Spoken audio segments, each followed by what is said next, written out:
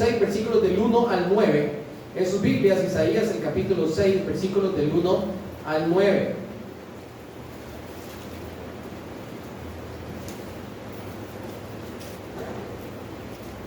Isaías, el capítulo 6, los versículos del 1 al 9. ¿Me dicen amén cuando lo tienen?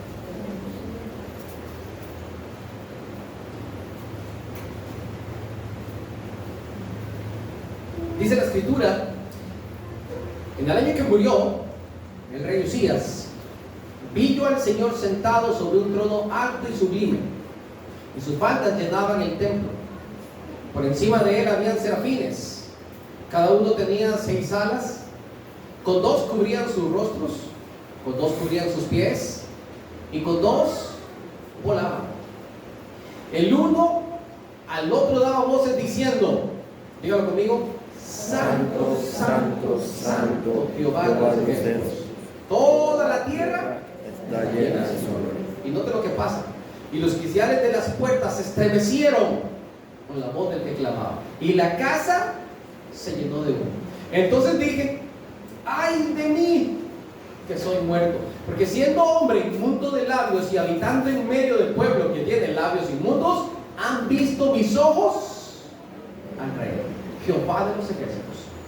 Y volvió hacia mí uno de los serafines, teniendo en su mano un carbón encendido tomado del altar con unas tenazas, y tocando con él sobre mi boca, dijo: he aquí, esto tocó tus labios, y es quitada tu culpa y limpio tu pecado. Después oí la voz del Señor que decía: ¿a quién enviaré? ¿Y quién irá por nosotros? Entonces respondí yo: heme aquí, envíame a mí. Y dijo: anda, y di a este pueblo: oíd bien y no entendáis, ved por cierto, mas no comprendáis. Este es un pasaje muy hermoso, mis amados hermanos, que habla acerca del llamamiento de Isaías, aquel gran profeta, uno de los profetas más resonados en el tiempo bíblico, con grandísimos milagros y cosas maravillosas. Aquel hombre que no conoció la muerte, aquel hombre que todo el mundo consultaba y seguía porque fue un gran profeta del Señor. Y su vida es un gran ejemplo para muchísimos de nosotros, que pasa por momentos difíciles, que pasa por momentos duros, pero siempre con una clara identidad en cuanto al servicio del Señor. Isaías, mis amados hermanos, en el capítulo 6, tiene lo que yo llamaría un verdadero encuentro con el Señor. De esos encuentros que solamente quizás Pablo, ¿verdad?, en su momento, los demás discípulos y uno que otro por allí pudieron tener. Hombres cercanos al Señor, como Lázaro, que imagínense ustedes lo que es conocer al Señor cara a cara, al Señor Jesucristo, todavía tener que pasar a la muerte y después de la muerte volver a la vida. ¿Me explico? Son cosas que no se van a ver nunca más en la historia y que no se tiene registro de qué pasó en ese lapso, y eso es a propósito, ¿no?, para que no saquemos nosotros especulaciones. Pero Isaías tuvo una visión y un llamamiento de manera sumamente especial. Y yo quiero que nosotros vayamos paso a paso viendo lo que sucedieron en estos 9 versículos, para que usted y yo entendamos el privilegio que tenemos de servir al Dios vivo y verdadero. Y vamos a empezar con esto, con el encuentro personal, el versículo 1. Dice el versículo 1 del capítulo 6: en el año que murió el rey Usías, vi yo al Señor sentado en un trono. ¿Cómo era ese trono? Alto. ¿Y qué pasó con sus faldas? Llenaban el templo, todo lo llenaba. Estamos hablando que esto está pasando cerca de unos 740, 750 años antes de Cristo, cuando muere, que es lo que se registra, la muerte del rey Usías. Y en ese momento no sabemos cómo pasó, pero de un momento a otro ya Isaías no está netamente en la tierra, no está netamente concentrado en temas materiales o humanos, sino que por un instante es como transportado a la misma presencia del Señor. No sabemos si en espíritu, no sabemos si en manera carnal, no sabemos si en visión, no sabemos. El mismo Pablo lo describe cuando él subió al tercer cielo y dice: yo no sé si fue en espíritu, yo no sé si fue en visión, yo no sé si fue en sueño, lo que sé es que yo estuve en la presencia del Señor. Y algo así le pasó a Isaías. Isaías lo que puede decir es que sucedió en el año en que murió el rey Usías. Y usted me preguntará: ¿y qué tan importante es saber la fecha o el momento en que murió el rey Usías? Si no, más importante es la visión. Y por supuesto que es mucho más importante la visión. Pero si la escritura registra un tiempo y un momento, es porque para nosotros es importante entender un principio que va más allá de simplemente la muerte de un rey. Mi amado hermano, cada uno de nosotros tiene un tiempo específico y un momento específico en el cual va a ser llamado por el Señor. Este llamado primero tiene que ver con arrepentimiento, y después de este llamado de arrepentimiento tiene que haber un encuentro con el servicio o para el servicio del Señor.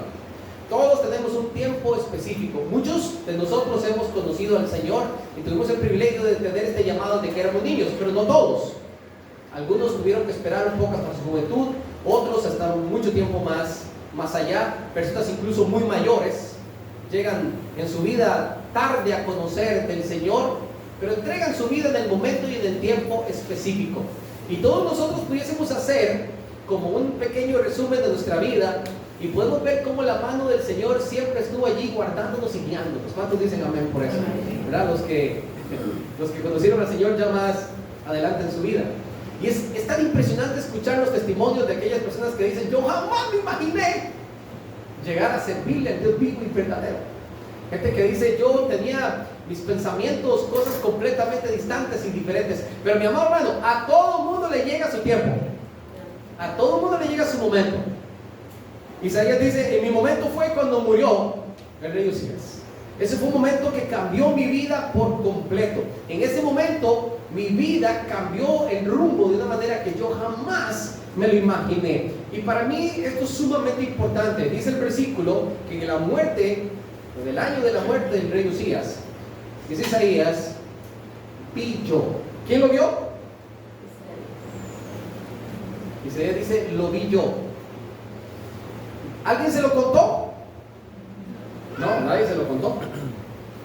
Él lo vio con sus propios ojos. Y la experiencia que nosotros estamos hoy tratando de describir, imagínense la forma en que el profeta podía describirlo él con sus propias palabras, que estuvo allá viendo con sus propios ojos lo que sucedió en ese lugar.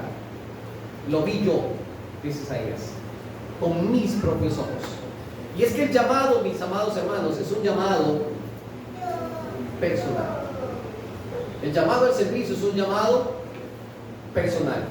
Recuerdo una vez que estábamos hablando acerca del servicio aquí en la iglesia y se me acercó una joven de la iglesia y me dijo: hermano, yo quiero comenzar a servir en algunas áreas. Y hablamos acerca de sus dones y talentos.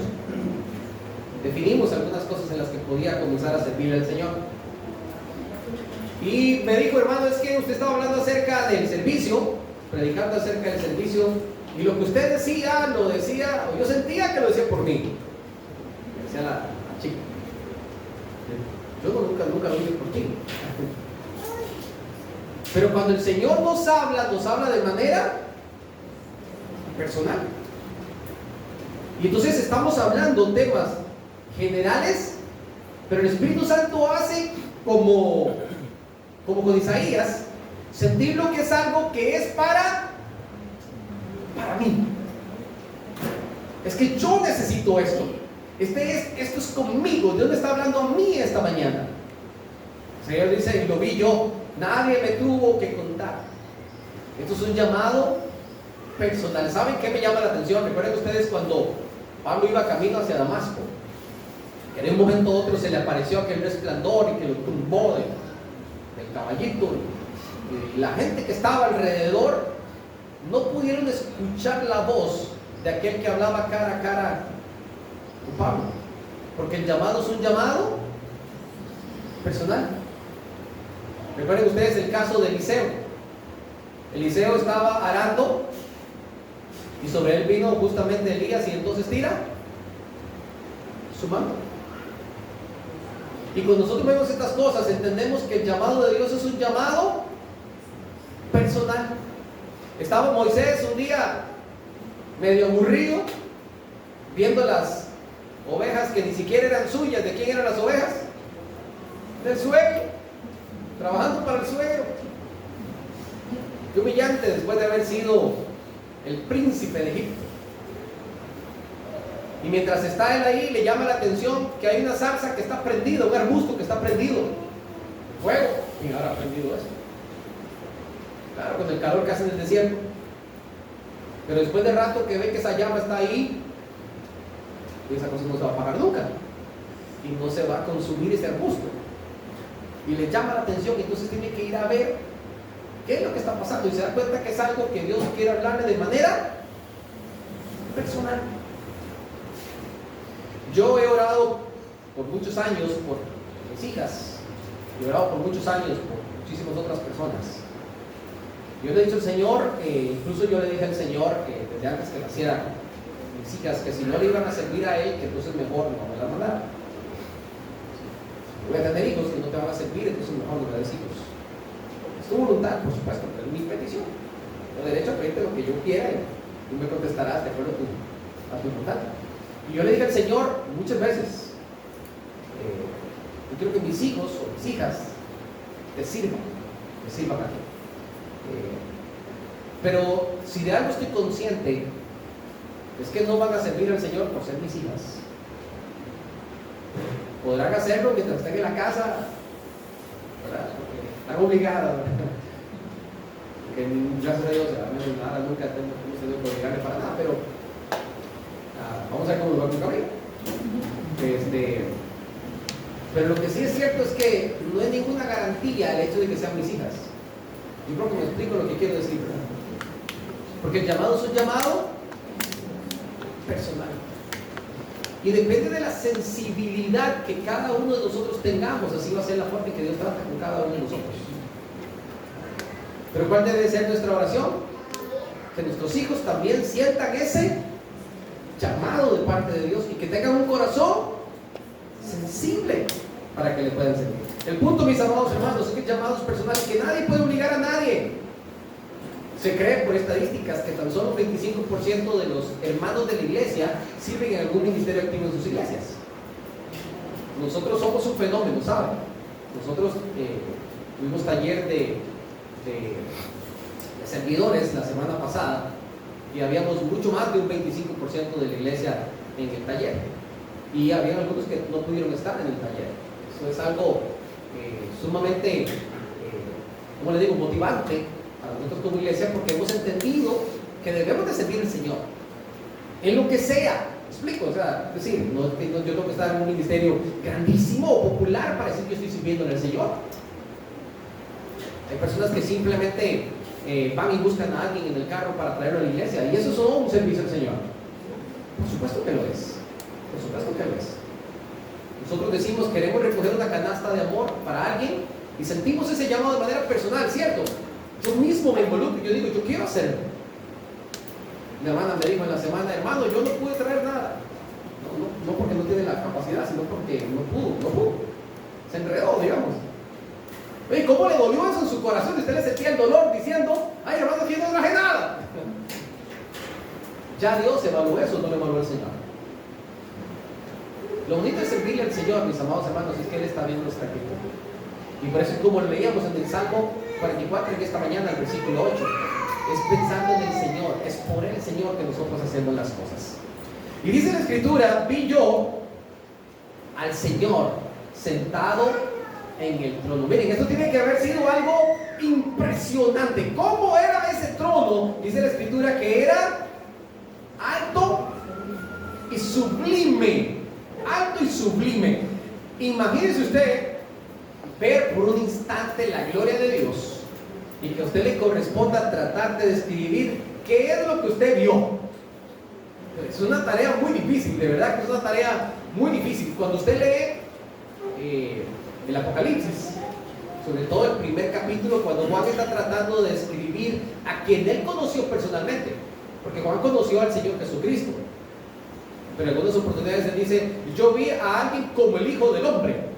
¿Me explico, él conoció a Jesucristo encarnado, humanado, pero ahora lo está viendo como el Dios eterno. Y él trata de escribirlo y él lo que dice es, bueno, sus ojos eran como llamas de fuego. ¿Conocía sus ojos, conocía su mirada o no la conocía anteriormente? Sí, pero es que ahora es diferente. ¿Y cómo lo describo? Y sus palabras eran como una espada aguda, decía Juan en ese momento. Y su resplandor era mucho más allá que el sol el mediodía. No tenía la capacidad humana de poder explicar lo que él estaba viendo. Ahora imagínense, Isaías él dice, bueno, yo lo que les puedo decir es que su trono, lo imponente de su trono era algo alto, sublime, incomparable. Yo no tengo manera de poder explicar esto que yo estoy hablando, dice Isaías. Y si usted quiere quedarse con algo en cuanto a esta frase, es que cuando usted le está sirviendo al Señor, usted no le está sirviendo a cualquier persona. Insistí en la mañana varias veces en el devocional. Nuestra motivación de servir al Señor no son las personas, ni por las personas. Nuestra motivación es por aquel que está sentado en ese trono, alto y sublime, que tiene el poder, el control de todas las cosas. Esta idea que, inspirado por el Espíritu Santo, él dice que es un lugar alto e incomparable, tiene que ver con el hecho de estar por encima de todo lo creado. Es decir, todo lo creado se somete a la autoridad de aquel que está sentado en el trono. Nosotros algunas veces decimos, hoy en la tarde llueve, y resulta que en la tarde no llovió. Al menos no llovió en este sector, pero llovió o no llovió en otros lados. Ahora se puede imaginar ustedes lo que está sucediendo en el mundo completo. ¿Quién controla esas cosas? Aquel que está sentado en un trono que es alto y sublime. Y así como controla todas las estaciones de manera simultánea en todo el mundo, en los sectores donde llueve y no llueve. A veces venimos pasando por Higuerón y Higuerón está lloviendo, pero después de que llegamos a AMSA ya no está lloviendo. O del Changi para abajo no llueve, y de ahí para arriba sí llueve, o al revés. ¿Quién controla esto? Dice la gente allá por Garichel, todos los días llueve, usted pasa por ahí todas las tardes y siempre llueve. ¿Quién controla estas cosas? Aquel que está sentado en el trono, que es alto y sublime, y asimismo tiene control de cada uno de nosotros. A ese que usted y yo estamos sirviendo, aquel que no se le escapa absolutamente nada. Su trono es inalcanzable, es excepcional, es incomparable. Es lo que está tratando de decir en este caso el profeta. Yo tengo que decir esto hablando de algo incomparable. Recuerden lo que leímos en 1 Tesalonicenses. Cuando usted y yo entendemos por qué nos convertimos de la corriente de este mundo para servir al Dios vivo, es que servir al Dios vivo no tiene comparaciones, amados hermanos. Es la decisión más inteligente que cualquier ser humano puede tomar. Dejar de servir a este mundo para servir al Dios vivo y verdadero. Jesucristo decía, en una de sus muy hermosas enseñanzas, él decía, ¿de qué le sirve al hombre ganar todo lo que hay en este mundo si perdiera su alma? ¿Se sabe lo que el Señor está diciendo? Que el ser humano es tan absurdo que se conforma con las migajas que este mundo le da. El ser humano se conforma con las migajas que este mundo ofrece, que son alegrías momentáneas, son alegrías pasajeras. En un momento te tienen en lo alto y en un momento te tienen por el suelo. Eso es lo que ofrece este mundo.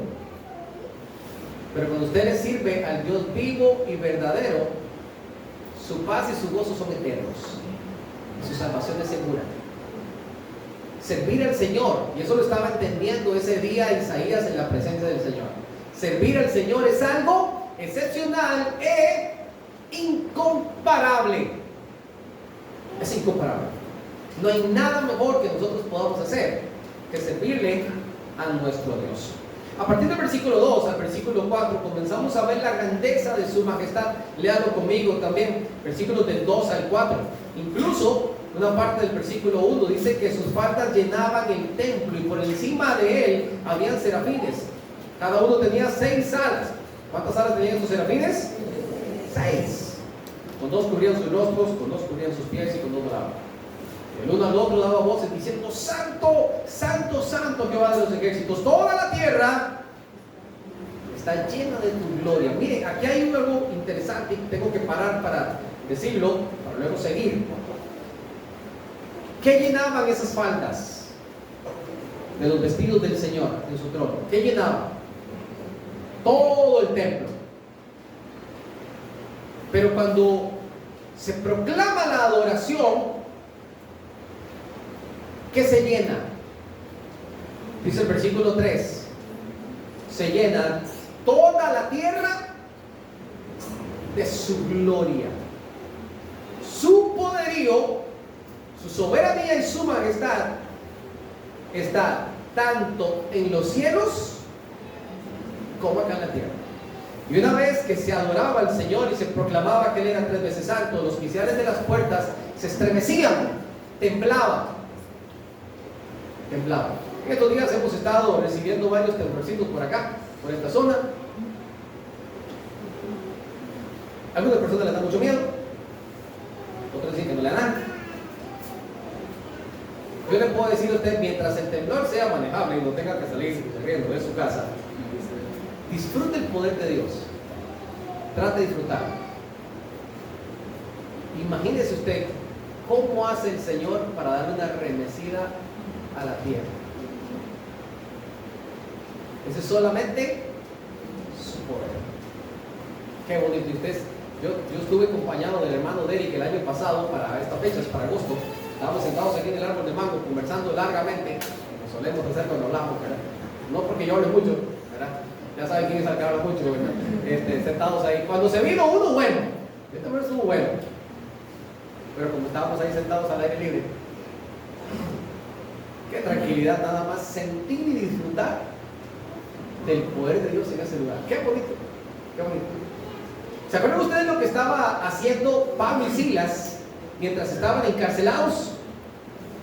¿Qué estaban haciendo? Se cantaban con todas sus fuerzas, ellos adoraban al Señor. Y eso que estaban todos apolimados, pobrecitos, latigados por todo lado, y golpeados y de todo, allá en el calabozo. Y de un momento a otro dice la Escritura que a medianoche, el lugar donde estaban se estremeció. Ese es el Dios a que nosotros servimos, que tiene ese poder y esa grandeza. Los oficiales de las puertas se estremecieron con la voz de aquel que clamaba, y la casa se llenó de humo. Todos sus detalles son importantes. Quiero hablar primero de sus faltas. Dice que lo llenan todo. Mi amado hermano, cuando usted y yo aprendemos a servir al Señor, déjeme decirle que todo será lleno. Cuando usted y yo le servimos al Señor, todo será lleno. Porque servirle al Señor lo llena todo. Todo será lleno. Cuando usted y yo servimos al Señor, nosotros estamos dejándonos llevar por su grandeza. Estamos sometiéndonos ante la poderosa mano de nuestro Dios. Estamos renunciando a las cosas de este mundo para comenzar a servir al Señor y darle el lugar que Él se merece. ¿Y usted sabe lo que pasa cuando usted y yo nos acercamos al Señor? Él se acerca a nosotros. Y cuando usted y yo le buscamos, resulta que Él es galardonador de aquellos que le buscan. Y cada vez que estamos cerca de Él, somos bienaventurados. Dice el Salmo 84 que son bienaventurados y dichosos todos aquellos que ponen en el Señor su confianza. Así que usted y yo nos acercamos al Señor y comienza Él a llenarlo todo. Servir al Señor llena nuestras vidas. Yo sé que usted va a pasar por momentos en los que usted va a decir, hermano, yo soy cristiano y eso, pero algunas veces yo también me siento como vacío, algunas veces me siento como mal, no sé si le ha pasado. Cuando usted se sienta así, sírvale al Señor. ¿Sabe por qué muchas veces nos sentimos así? Usted sabe hacia dónde está viendo cuando usted está medio depresivo, medio triste, medio así. Usted sabe hacia dónde usted está viendo. Usted está viendo hacia adentro. Cuando Pablo le dice a los filipenses, regocijaos en el Señor siempre, otra vez os digo, regocijaos. Dice, regocíjense en el Señor. Deje de ver para adentro y comienza a mirar al Señor. Sí, hermano, lo que pasa es que estoy pasando. ¿Quién está pasando? Ah, yo. Es que estoy en una. ¿Quién está? Yo. Y estamos viendo únicamente para adentro. Cuando nosotros comenzamos a servir al Señor, entonces Él promete llenarlo todo. Esto es algo maravilloso. Dice la Escritura que en Él tenemos plenitud de gozo. Y esta llenura solamente viene de Él y para Él y por Él. Entonces, en el momento que usted se siente así, usted dice, voy a poderme hacer algo. Y tan solo que usted diga, ay, voy a mandarle un mensaje a un hermano que no lo vi en el culto. Y usted chatea, hermanito, ¿cómo está? ¿Cómo va todo? Oye, ¿no te vi el domingo? Sí, lo que pasa es que, oye, qué bueno. Usted corta esa llamadita o ese chat, ¿y usted cómo se siente? Por alguna extraña razón, usted se va a sentir mucho mejor. Cuando usted sale y comparte el evangelio con alguien, le manda el bus y se pone a evangelizar a la persona que lleva al lado, compañero de trabajo, usted se pone a evangelizarlo. Y después de que usted está hablando de la palabra del Señor, solamente por el hecho de hablar de la palabra del Señor, ¿cómo nos sentimos? Y la palabra es ligeros, completos, llenos, alegres. Y esa alegría le dura a uno por buen rato. Y cuando usted siente que otra vez se siente medio malito, deje de ver para adentro. Yo, Satanás es bueno haciéndonos sentir los pobrecitos, los desdichados, los que no podemos. El Señor dice, dichosos aquellos que confían en mí. Ellos son los que reciben esta bendición. Él lo llena todo, mis amados hermanos. Déjenme decirle que cuando el Señor dice que Él lo llena todo, es todo. ¿Recuerdan a Abraham cuando iba subiendo al monte Moriah con su hijo? Y se vuelve su hijo y le dice, papi, aquí llevamos todo. Me pusiste la leña al hombro, tú llevas el fuego y el sacrificio. ¿Qué es lo que vamos a ir a sacrificar? Y Abraham le dice, hijo, Dios proveerá. ¿Proveyó o no proveyó? Y de la manera que él no pensaba, pero proveyó. A mí me encanta ese pasaje cuando dice la Escritura que levantó Abraham sus ojos y vio a un zarzero, a un carnero enredado en un zarzal a través de sus cuernos. Zarzero es un lugar en Costa Rica, por ejemplo. Me entrelazó la palabra. Muy bonito ese lugar, por cierto. Y cuando él levanta sus ojos, logra ver aquella provisión del Señor, que mientras tuvo su mirada únicamente en su dolor, en su aflicción y en el altar, nunca lo logró ver. El Señor comienza a proveer todo cuando nosotros le damos a Él el primer lugar. Sus faldas lo llenan todo. Y luego quiero que hablemos un poquito acerca de estos 6 seres que aparecen por acá. Dice la Escritura, en el versículo, estos serafines, no dice cuántos, que tenían 6 alas. Lo notaron, versículo 2. Por encima de él habían serafines. ¿Qué hacían estos serafines? Si usted tiene que decirlo en un resumen, ¿qué es lo que hacían ellos? Solamente le adoraban de manera constante. Esto no se detiene. Esto no se detiene. Juan vio cosas parecidas, pero involucraba también a los 24 ancianos, a 4 seres vivientes y los serafines. Y luego vio, dice que alcé mi mirada y que su número era millones de ángeles que cantaban a una voz o proclamaban a una voz que aquel que es digno de desatar los sellos es el Cordero, porque con su sangre nos había redimido para conocer. Pero estos seres que aparecen por acá tenían el único propósito de constantemente alabar al Señor. Son seres que Dios creó solo para que estén volando alrededor de Él, para recordarnos a nosotros. ¿Para recordarles a quiénes? A nosotros. Allá en el cielo no tienen que recordárselo a nadie. Nuestro Dios sigue siendo el merecedor y Él sigue siendo santo, santo, santo. Y en los cielos, cualquier persona que llegue a ese lugar automáticamente se pone en modo de adoración y servicio. Automáticamente. Pero aquí en la tierra a nosotros eso se nos olvida. Pero hay unos seres allá en los cielos que lo están proclamando y diciendo día y noche que Él es santo, santo, santo, santo. Porque aquí en la tierra vemos otro montón de seres que también hemos sido creados para lo mismo. Pero resulta que nos pasamos viendo el teléfono. Pero resulta que nos enredamos en discusiones. Pero resulta que hacemos lo que nosotros nos viene gana. Pero resulta que como nuestro estado de ánimo es cambiante, a veces estamos bien, a veces estamos mal, entonces yo no quiero acabar el segundo. Pero allá en los cielos hay alguien que está constantemente sirviéndole al Señor en esa línea.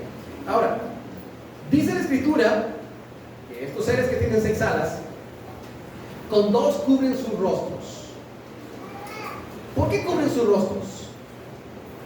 Porque ellos están diciendo que ante aquel que está sentado en el trono, yo ni siquiera soy digno de mirarlo.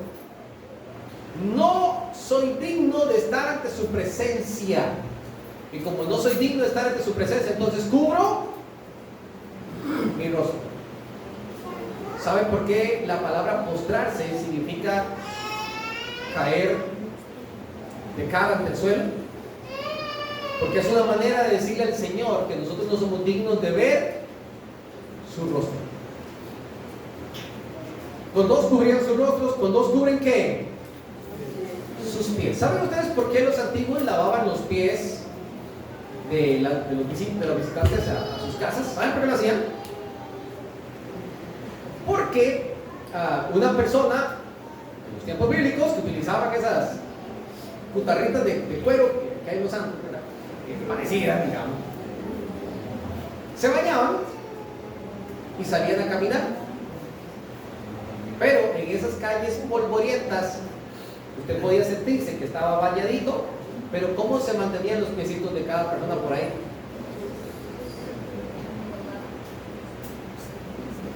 Hay personas que les sudan mucho los pies.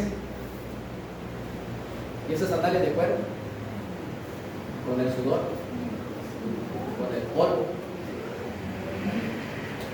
Entonces tenían sirvientes.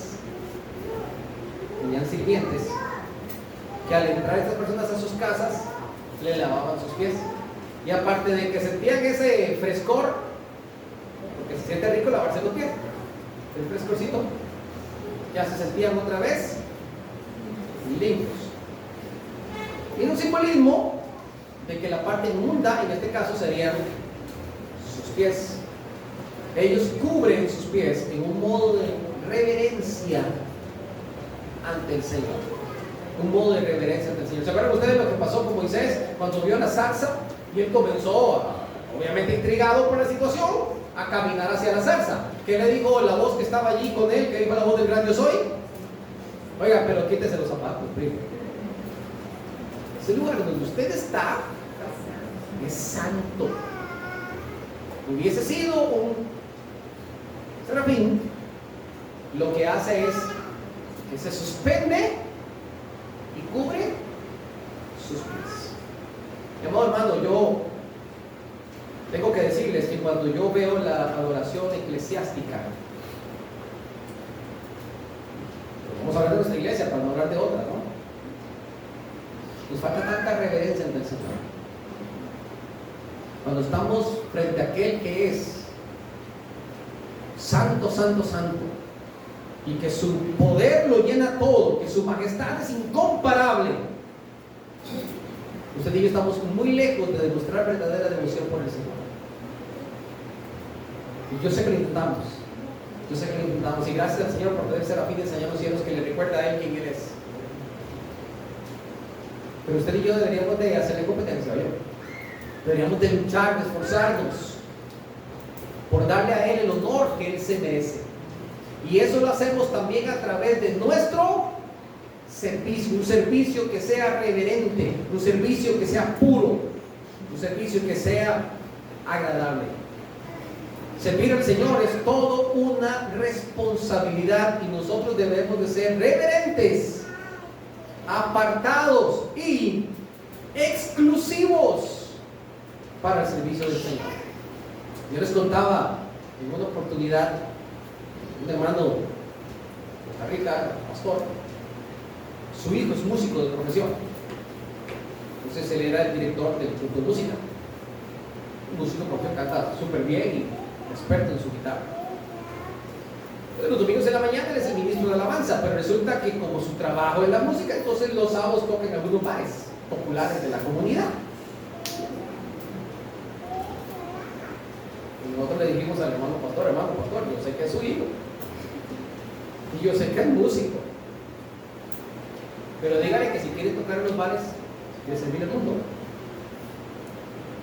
con toda confianza, pero que si quiere servirle al Señor, que su servicio es exclusivo y reverente ante el Señor. Cuando nosotros le servimos al Señor, mis amados hermanos, no es cualquier cosa. No es cualquier cosa. Servirle al Señor no es cualquier cosa. Es algo exclusivo y reverente para Él. Todo lo que está viendo Isaías en este momento es para que Él entienda qué es servirle al Señor. Y Dios le dice, yo quiero que usted entienda qué es servirme a mí. Y para eso yo le invito a que usted venga y conozca quién soy yo, para que entonces usted le den ganas de servirme. Cuando nosotros servimos al Señor, porque sí o como salga, déjeme decirle, no conocemos al Señor. Cuando servimos al Señor sin reverencia y sin ser apartados para Él, no le conocemos. Y necesitamos conocer quién es Él para que nosotros digamos con propiedad, yo quiero servir al Señor como Él se lo merece, con toda reverencia, apartado y exclusivo para Él. De estos mismos serafines que decían a toda voz, santo, santo, santo, entendemos otro aspecto que para mí es importantísimo y que lo he dicho ya varias veces, que nuestro Dios es digno de toda nuestra adoración. Y cuando nosotros entendemos que el servicio y la adoración no se pueden desligar, tenemos que recordar aquel pasaje cuando Jesucristo le dijo en Lucas capítulo 4, cuando Jesucristo le dijo al mismo enemigo, al Señor tu Dios adorarás y a Él solo, de manera exclusiva, servirás. Lucas capítulo 4, versículo 10, si mi mente no me falla. Cuando nosotros entendemos este concepto, entendemos que la adoración y el servicio caminan de la mano. Y como caminan de la mano, no podemos desligar una de otra. De hecho, Jesucristo también nos dice cuál va primero y cuál va después. ¿Qué es primero? Al Señor tu Dios adorarás. ¿Qué es primero? La adoración. Y a Él solo, de manera exclusiva, servirás.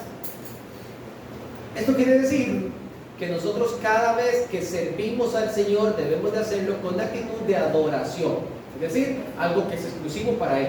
Si usted y yo no le servimos al Señor con actitud de adoración, no hicimos casi nada delante de la presencia del Señor. Y yo les he puesto muchos ejemplos a ustedes, hoy les voy a poner otro. Anoche los muchachos les correspondió participar de un concierto para la convención, con gran privilegio, escuchar de muchos de los chicos, sentirse motivados, sentirse alegres y reconociendo el esfuerzo y el trabajo que los muchachos hacen. Es algo muy bonito, pero si ellos lo hacen para ser vistos de los hombres, si ellos lo hacen para sobresalir y para que vean que somos muy buenos en lo que hacemos, o que digan que somos los mejores, o sea, cualquier cosa vana que pueda venir a nuestra mente y corazón. ¿Qué pasó con la adoración? Oye, se acabó. Entonces, ¿el servicio valió o no valió? ¿No? Perdió brillo, perdió sentido. Se quedó en algo, en una esfera netamente humana. No trascendió al reino de los cielos. Entonces la adoración y el servicio caminan de la mano. Resulta que no podemos servir al Señor si no le estamos simultáneamente adorando. Si usted y yo vamos a hacer un servicio al Señor y nos vamos a estar quejando por hacer ese servicio al Señor, entonces no es adoración, ¿cierto? Vamos a suponer que nosotros estamos demoliendo este sector de acá al lado. Y mientras estamos demoliendo, estamos en una quejadera. ¿Qué polvo? ¿Qué más o más pesado? ¿Qué poquitos que somos? Que nadie me trajo chicha. ¿Qué pasó con la adoración? ¿Hubo o no hubo? Entonces el servicio pierde sentido. Así que estos seres maravillosos que el Señor tiene en su presencia están constantemente delante de la presencia del Señor, sirviéndole, pero también adorándole, porque nuestro Dios es merecedor de una alabanza constante. De hecho, podemos decir que servir se convierte en un sinónimo de alabar y adorar el nombre del Señor.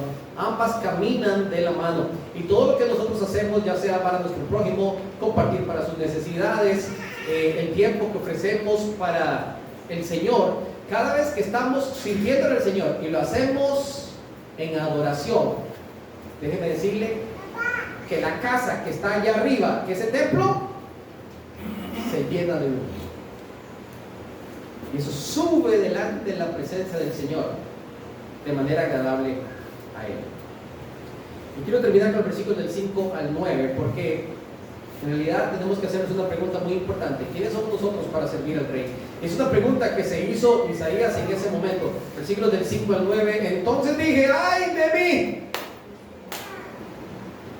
No valgo nada, estoy muerto. Porque siendo hombre inmundo de labios y habitando en medio del pueblo que tiene labios inmundos, han visto que somos al Rey, Jehová de los ejércitos. Y volvió hacia mí uno de los serafines, teniendo en su mano un carbón encendido tomado del altar con unas tenazas. Tocando con él sobre mi boca, digo: he aquí que esto tocó tus labios, y es quitada tu culpa y limpio tu pecado. Después oí la voz del Señor que decía: ¿a quién enviaré? Mira por nosotros. Entonces respondí yo: heme aquí, envíame a mí. Y dijo: anda y di a este pueblo: oír bien y no entendáis, venid por cierto y no comprendáis. Lo primero que quiero que rescatemos es mi condición como humano. Mi condición como humano. Llegó Isaías delante de la presencia del Señor, ya era el profeta. Y lo primero que él dice es: ¿quién soy yo para estar delante del Señor? ¿Se acuerdan ustedes lo que dijo Gedeón cuando lo mandaron a liberar al pueblo del ataque de los madianitas y los amalecitas, los hijos del oriente? ¿A mí? ¿Me vas a mandar a mí? Soy el menor de la familia. Pero hagamos un par de pruebitas, y si las pruebitas pasan, entonces voy a entender que soy yo el que tengo que ir. ¿Se acuerdan ustedes lo que dijo Moisés? Yo no sé ni hablar. ¿Qué voy a ir a hablar yo con el faraón? ¿Saben qué me preocupa mucho de los tiempos modernos? Nosotros en nuestros tiempos modernos creemos la gran cosa, mis amados hermanos. Nos creemos tan importantes, nos creemos tan conocedores, nos creemos, no sé, como si fuésemos, como si Dios nos necesitara, ¿me explico? O sea, nos sentimos como que Dios debe estar contento porque yo le estoy sirviendo. A veces nos sentimos tan grandes, tan influyentes, tan talentosos. Pero en la medida en que usted y yo conocemos al Señor, tenemos que decir como Isaías: nosotros somos insignificantes ante la presencia del Señor. ¿Se acuerdan cuando el proverbista dijo que es mejor perro vivo que león muerto? ¿Saben qué significa eso, verdad? Por más que tenga el león toda su fuerza, todo su rugir, toda su capacidad, un perro vivo vale más que ese animalito muerto. El mismo salmista expresaba y él decía: soy como un gusano, somos como ese polvo en sí mismos no tenemos nada que nos haga sentir dignos para estar delante de la presencia del Señor. Y una vez que usted conoce la grandeza del Señor, su grande misericordia, su grande poder, usted y yo tenemos que decir: ay, ¿qué soy yo? ¿Qué soy yo? Para que Él me dé el privilegio de que nosotros podamos servirle a Él. Cuanto más conocemos al Señor, más insignificantes nos sentimos. En nuestra era moderna, cuanto más conocemos al Señor, nos creemos más importantes. Y es al revés. Y me refiero a la era moderna porque es ahora, en estos tiempos, que lo estamos viendo. Cuando el Señor dice en el libro de Mateo que algunos dirán en aquel día: Señor, Señor, pero en tu nombre hicimos grandes milagros, en tu nombre sacamos demonios. Y el Señor les va a decir: apartados de mí, hacedores de maldad, no los conozco. Porque hoy en día estamos viviendo una era donde el yo es más importante que el yo soy. Y eso debería ser completamente al contrario. Usted y yo, mis amados hermanos, todo lo que somos y todo lo que tenemos es una muestra de la infinita bondad y gracia del Señor. Todo lo que nosotros somos y tenemos es porque Dios es demasiado bueno. Y vemos nuestro entorno y decimos: Señor, tú eres muy bueno, te pasas de bueno con nosotros. No nos pagas como mereceríamos que nos pagues. Hemos estado orando toda esta semana, una semana muy dura para Venezuela. Hemos estado orando toda esta semana por ellos. Y uno se puede vivir la forma tan caótica que tiene que ser vivir ahí. Y usted dice: Dios es bueno con nosotros. Dios es bueno con nosotros, se pasa bondad, se pasa misericordia. Entonces vea esa grandeza de parte de Dios y usted dígale: Señor, yo no me lo merezco. Entonces quiero cambiar mi actitud ante ti y decirte: por cuanto tú eres grande, por cuanto tú eres poderoso, por cuanto tú eres majestuoso, ahora yo quiero ser humilde delante de tu presencia. Ahora yo quiero servirte con más intensidad. Ahora yo quiero tener verdaderos propósitos claros. ¿Quién soy yo? Déjeme decirle que de nuestra boca sale todo lo malo. Jesucristo dijo: no es lo que entra al hombre lo que le contamina, sino lo que sale del hombre. Isaías, pensando en esto, dice: yo soy un hombre inmundo de labios. Yo sé que cuando nosotros venimos del mundo y eso, a veces podemos contaminarnos con cierto vocabulario, ciertas cosas, pero no es necesariamente eso lo que se refería, o únicamente eso lo que se refería a Isaías. Es lo que nosotros confesamos, es lo que nosotros creemos, es lo que nosotros decimos. A veces nosotros, lejos de ser o de hablar cosas de bendición, a veces no estamos hablando cosas de bendición, sino que destruyen. A veces nosotros, en vez de decir cosas que motiven y que apoyen, decimos cosas que desmotivan y que no construyen. A veces nosotros, en vez de sembrar alegría y unidad, a veces sembramos discordia con nuestras palabras. A veces, en vez de confesar que Jesús es el Señor, confesamos que nosotros somos el Señor de nuestra propia vida. Somos hombres inmundos del labio, y todo lo que nosotros expresamos termina siendo lo que nos contamina, incluyendo nuestras actitudes y todo ese tipo de cosas que salen de nosotros, que se evidencian sin decir una sola palabra. Nosotros, en tan solo un gesto, en una mirada, podemos evidenciar mil cosas. Entonces dice la Escritura, y aquí es donde viene el segundo paso: conociendo nuestra condición, viendo lo que llamamos la purificación que el Señor ha hecho en cada uno de nosotros. Conoció el Señor los pensamientos de Isaías en ese momento, y uno de estos seres, serafines, viene y toma una tenaza. No toma con su mano el carbón, sino que utiliza una tenaza. Esto es parte de la reverencia que se tiene al Señor. Toma uno de sus carbones y vuela hacia él.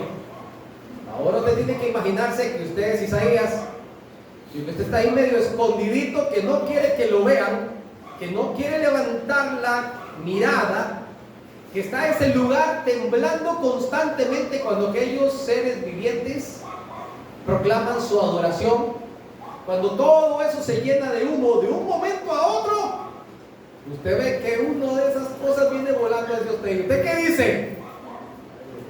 Ay, mamita, ¿verdad? Ahora sí me jugó el número.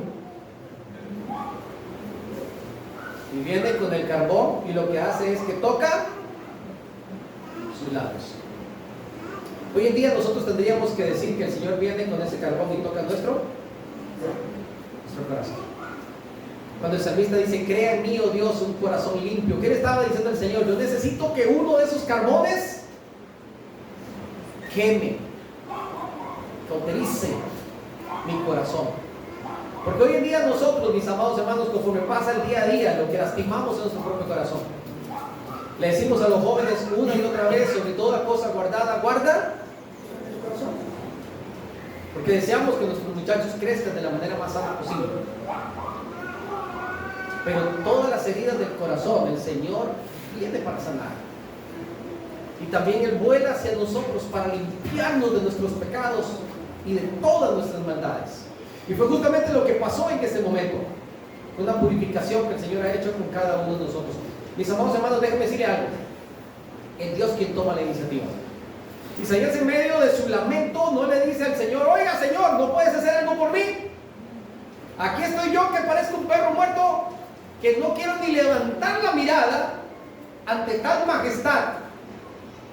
¿Qué puedo hacer para ser limpio? No, Él simplemente se ve a sí mismo y Él entiende que por sí mismo no puede hacer absolutamente nada. ¿Qué podemos hacer nosotros para ser limpios de nuestros pecados, mis amados hermanos? Por eso tuvo que venir nuestro Señor Jesucristo a morir en esa cruz por nosotros. Porque nosotros no podíamos hacer por nosotros mismos absolutamente nada. Y aquel carbón que toca los labios de Isaías en esa escena celestial, hoy en día es el mismo simbolismo de esa sangre que Jesucristo derramó en esa cruz por cada uno de nosotros, que viene a nuestras vidas. Y usted y yo nos sumergimos ante esa poderosa sangre y le pedimos al Señor que limpie nuestro corazón y nuestra vida cada día. Esa purificación, esa limpieza es una purificación que puede ser dolorosa. ¿Lo imagina así también? ¿Cómo venía ese carbón antes de tocar sus labios? Según lo que dice el pasaje. ¿Cómo venía ese carbón? Venía encendido. Yo no sé si usted se ha quemado la boquita con algo así medio caliente. Ojalá un cucharón o algo metálico que le toque a uno el labio. Déjenme decirles que no es nada agradable. Ya saben que ya me ha pasado, ¿verdad? Pero los labios son una parte sumamente sensible de nuestra piel. Es una piel diferente, es sensible. Y en el momento en que ese carbón encendido toca sus labios, los labios normalmente van a estar húmedos, pero ese carbón viene encendido, seco, y automáticamente ese sonidito de plancha, ¿verdad? Que deja una marca de manera permanente en el ser humano. Así debería ser ese contacto que usted y yo tenemos con el Señor. Ese día que Él me purificó, yo puedo decir, es que a partir de ahí mi vida fue diferente. Fue un cambio absoluto lo que el Señor hizo en mi vida. Recuerdo una vez que nos habían invitado a ver una actividad en un teatro. Y era por la noche la actividad. Y como la actividad era por la noche, entonces en la tarde decidimos ir a jugar fútbol. No fuimos a jugar fútbol. Nos cayó un aguacero tremendo ese día mientras estábamos jugando. Y después de que terminamos de jugar, íbamos literalmente enlodados hasta los ojos para la casa. Teníamos como, no sé, media hora para terminar de bañarnos, alistarnos y salir Y cuando usted entra al baño de su casa, usted va caminando hasta de puntillas para no tratar de enlodar todo lo que está a su paso. Usted cierra esa puerta. Y la imagen de quien entró 10 minutos después es completamente diferente al que salió. Sale uno bañadito, peinadito como niño de primaria, emperfumadito y con la ropita limpia y planchada. Y el que entró no es ni imagen del que salió. Y sabe que eso es lo que hace el Señor con cada uno de nosotros. Eso es lo que hace el Señor con nosotros, nos purifica, nos limpia. Y nuestra condición ante su presencia es completamente otra. Usted sabe que muy en lo profundo, usted y yo seguimos siendo el que entra enlodado. Y todos los días usted y yo nos vemos y cómo andamos nosotros. Pero nos presentamos delante del Señor y cómo nos ve Él. Qué bonito que es nuestro Dios. Qué grande que es nuestro Dios. Porque ese carbón que toca de manera simbólica la boca de Isaías, literalmente no limpia nada. ¿Sabe por qué limpió su pecado y fue limpia su culpa? Porque así lo decidió el Señor. Y ese fue el trato que Dios quiso tratar con él. Y a nosotros nos ve hoy en día a través de la sangre de su Hijo Jesucristo y nos ve limpios delante de su presencia, a pesar de que sabe cómo en realidad nosotros somos. Es algo maravilloso. Y termino con esto. Ahora recibe el llamado. ¿Por qué no recibió el llamado desde antes? ¿Por qué tuvo que ver toda esta escena celestial? ¿Por qué tuvo que ser purificado? ¿Por qué tuvo que pasar todo este momento? ¿Por qué tuvo que esperar hasta la muerte del rey Usías?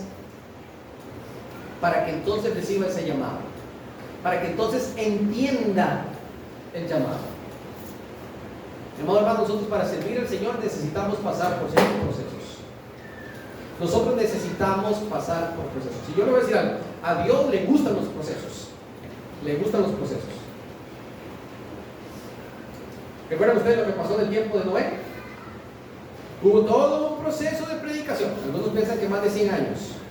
Durante toda esa época se estuvo construyendo un arca de manera impresionante. Yo no sé cómo él y sus hijos tuvieron la sabiduría para poder construir un lugar desértico esa semejante nave maravillosa, perfecta. Pero fue un largo proceso. Y luego Dios dice, se acaba ese proceso, inicia otro. 40 días y 40 noches de lluvia constante. Le pregunto, dice la Escritura que cuando comenzó a llover, las fuentes de los cielos se abrieron. Algunos científicos por ahí han descubierto que la era glacial se acabó justamente en el diluvio. Porque lo que sucedió es que el frío que cubría el planeta se derritió. Y al derretirse, literalmente el mundo se inundó. Esto sucedió en transcurso de horas, posiblemente, de las primeras lluvias. Es decir, que pudo haber llovido 2 o 3 días seguidos y Dios alcanza exactamente el mismo propósito que quería, pero Dios dice, no, va a llover 40 días y 40 noches. Porque así le plació el Señor, porque Él tiene un propósito. Ahora, después de que pasa el proceso de los 40 días y 40 noches, ¿cuánto tiempo demoró para que Noé y su familia pudieran salir del arca? Ya no había nadie. Ya no había nadie, ahí no había nada. Pero pasaron cerca de 360 días, un año, para que ellos pudieran salir del arca. Mi amado hermano, a Dios le gustan los procesos. Nosotros nos reímos de la historia de Jonás. Nosotros decimos, qué burro Jonás. Dios le habla y le dice, anda, y no quieres ir. Y en vez de ir donde Dios lo manda, se va para otro lado. Póngale 0. Se viene la tempestad, y dice el proceso. Se viene la tempestad. En medio de la tempestad, ¿qué había que hacer, Jonás? Dígame, ¿qué había que hacer? No, lo que pasa es que ellos mandaron para Nínive, no para Tarsis. ¿Qué es lo que había que hacer? Oye, dígale al capitán que dé la vuelta a este asunto y que nos vayamos para Nínive y ya se acaba esto. ¿Qué dice Jonás? No, tírenme al agua. Y yo les aseguro, porque aquí el Jonás soy yo, les aseguro que ustedes me tiran al agua y la tempestad se acaba. Muerto el perro, quitada la rata. Y la gente ni lenta ni perezosa. ¿Por qué? Porque Jonás está diciendo, es que yo no voy para Nínive. Que no sé si Dios lo tiene claro o no. Yo no voy para Nínive. Ya yo le dije al Señor, no voy. Tírenme al agua para ver si voy o no voy. Y lo tiran al agua y dice que tú vas porque vas. Se lo traga un pez que, créame, Dios preparó un pez para Jonás. Dejemos de andar buscando qué tipo de pez se tragó a Jonás. Dios lo preparó. ¿Cuántos días pasaron? Yo sé que Jonás era medio cabezón, así como nosotros, ¿verdad? Porque nosotros creemos que hay que llevar para Jonás, somos igualitos a Jonás, soy yo, igualitos. Pero después del día 1, él pudo haber dicho, Señor, tiene razón, voy para allá. Pero él dice, no, es que ahora yo toco tu corazón y no se van a arrepentir hasta después de 3 días. Y usted sabe bien qué es lo que come un pescado grande. ¿Qué come un pescado grande? Otros peces más pequeños. Y yo no tengo ni que decirle a usted cómo huele un pescado muerto. Oye, imagínense cómo era el sistema digestivo de ese pez. Y ahí estaba Jonás aguantando todo eso. Calor, humedad, mal olor. Jonás salió con hongos hasta en las orejas seguramente. Y sale vomitado por un pez. Ni siquiera el pez aguantó en su sistema digestivo tener a Jonás. Porque ese no era su lugar. ¿Su lugar dónde era? A Dios le gustan los procesos para salvación. El Señor Jesucristo tenía que morir y tenía que resucitar. Él murió un viernes y pudo haber resucitado 12 horas después, pero resucita hasta el domingo, porque a Dios le gustan los procesos. El día viernes fue el día de dolor, de angustia, de entrega, y el domingo fue el día de gloria, de poder y de autoridad. Y a nosotros nos gusta pasar rapidito la página de la angustia a la victoria. Pero Dios dice, en medio hay un día que simboliza el proceso. Para servir al Señor, mis amados hermanos, tenemos que entender que Dios es un Dios de procesos. Y Dios está trabajando en nuestro corazón y va a seguir trabajando en nuestros corazones hasta que entendamos quién es Él. Y para eso se necesita que para aquellos que son más inteligentes y más audaces, el proceso va a ser más corto. Pero ¿qué pasa si usted es como Jonás y le cuesta así en lento aprendizaje entender el proceso que Dios está haciendo con su vida? ¿Qué va a pasar? Ese proceso, le digo, que va a seguir.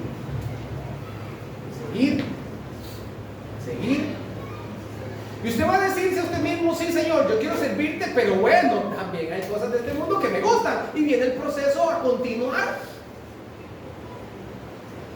Señor, es que yo para ser feliz necesito tal y cual cosa. El proceso va largo. Señor, es que si tú no haces, entonces yo tampoco. Y el proceso va para largo. Isaías tuvo que sentirse humillado y que no valía nada se vio a sí mismo como un hombre muerto de la presencia del Señor, tuvo que sentir aquel sismo que hizo estremecer las puertas y los quiciales del templo. Tuvo que ver el humo, tuvo que escuchar la voz de aquellos que decían santo, santo, santo, y tuvo que llevarse una marca de un carbón en sus labios para que pudiera ahora hablar y para que escuche y para que tuviera la capacidad ahora de escuchar la voz de aquel, una vez limpio, que habla y ahora tiene la capacidad de escucharle. ¿Sabe qué pasa?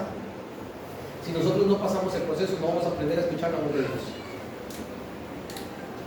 Y aquí nosotros podemos hablar todo lo que queramos, pero si no está nuestro corazón limpio, no vamos a escuchar la voz de Dios. Y vamos a seguir pensando como se pensaban hace muchos años. Y nosotros diremos, qué buena predicación. Ojalá Cristo me haya puesto atención. ¡Qué buena predicación! Ojalá que Villa haya entendido. Ojalá que Eduardito haya entendido.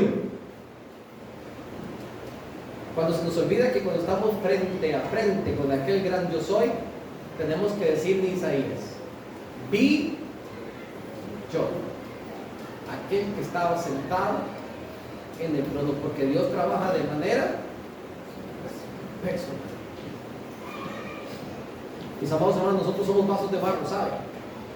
Y tenemos un tesoro guardado en vasos de barro. Así lo dice 1 Corintios. ¿Sabe qué significa esto, verdad? Que en sí, el utensilio que somos nosotros, oiga, no es ni tan valioso que nosotros digamos. Lo valioso es el mensaje que usted y yo compartimos, la fe que nosotros estamos compartiendo. Ahora Él escucha ese llamado. Él está a la orden y a la disposición del Señor. Y el Señor dice en los cielos, ¿a quién enviaré? ¿A quién enviaré dónde? Obviamente a la tierra. ¿Cuántos de los que estaban ahí podían decir yo voy? ¿Cuántos de los que estaban en ese lugar podían decir yo voy? A la tierra. ¿Sabe cuántos? Ninguno. ¿Sabe quién? Solo Isaías.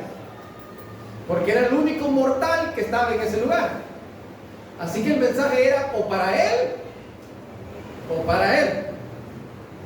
Así como cuando es el único varón en algún lugar y dicen, ay, habrá alguien aquí que me ayude a levantar esto que pesa tanto.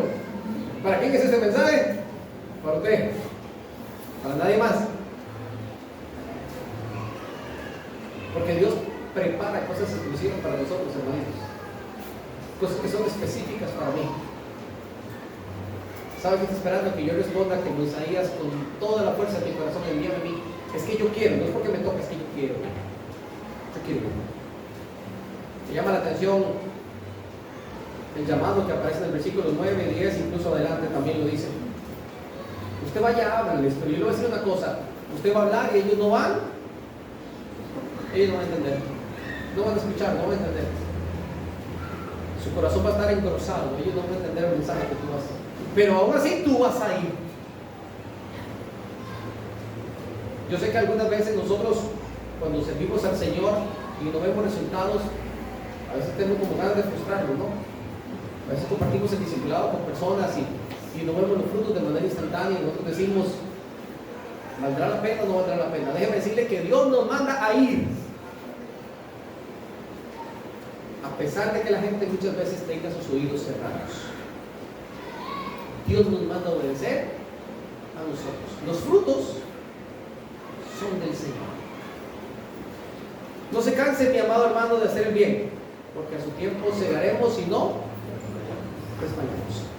El Señor quiere que usted y yo le sirvamos, y le sirvamos con un corazón puro, con un corazón limpio. El Señor quiere que nosotros seamos sensibles a su voz, pero sobre todo el Señor quiere que nosotros reconozcamos quién es Él, que entendamos quién es Él y lo que Él se merece, porque la medida en que le conocemos, así también será nuestra actitud.